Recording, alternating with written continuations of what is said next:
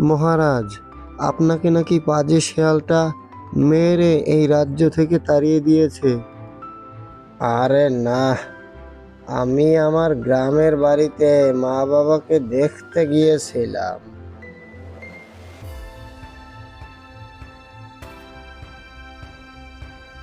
শুনেছ, পাশের জঙ্গলের রাজা নাকি একটা পাজি শেয়াল। এর থেকে আমি রাজা হলেই ভালো হতো। হা হা হা।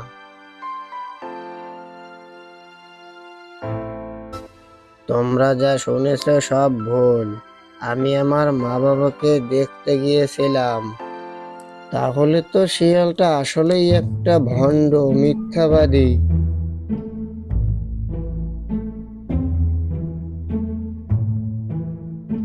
শিয়ালটাকে যেখানে পাবো সেখানেই কেলিয়ে লাল করে দেব।